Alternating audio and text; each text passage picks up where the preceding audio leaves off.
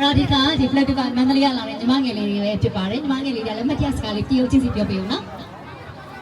အခုလိုမျိုးမမတူရဲ့ဆိုင်ကိုလာပြီးတဲ့သူတွေအားလုံးလည်းကျေးဇူးအများကြီးတင်ပါတယ်ပြီးတော့မမတူလည်းဒီထက်မကအောင်မြင်ပါစေဆိုင်ခွဲအများကြီးရဖြစ်နိုင်ပါစေလို့တမီးကနေပြီးဆုတောင်းပေးပါရရှင်ကဲလက်ကောက်တန်လေး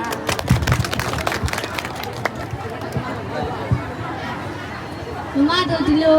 တမီးတို့ဖိတ်တဲ့အတွက်အရင်လေးကျေးဇူးတင်ပါတယ်ဒီထက်မကလည်းအောင်မြင်ပါစေတို့တော့ပါဒီထက်မကလည်းဆိုင်ခွဲအများကြီးဖြစ်နိုင်ပါစေလို့တမီးကဆုတောင်းပေးလိုက်ပါရရှင်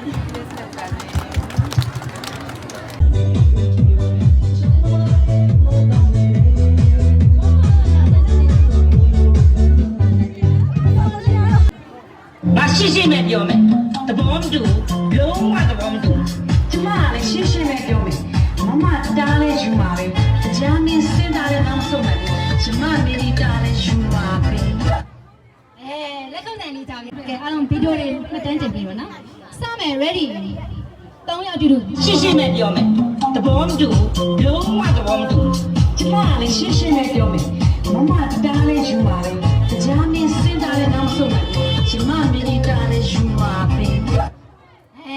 ကဲအားလုံးနဲ့တောင်းဆောင်တွေကိုလည်းလက်ကောက်တန်လေးချိန်ချပြစေကဲကျွန်တော်လက်ဆောင်လေးပေးပါအောင်ရှင်လက်ဆောင်လေးဒီပုံလုံးတောင်းနေနောက်လေးဆက်နောက်တော့နည်းနည်းနောက်နည်းနည်းဆက်လိုက်ပြီးရင်ဒီပုံလေးမှာ group photo ရမယ်နော်တိုး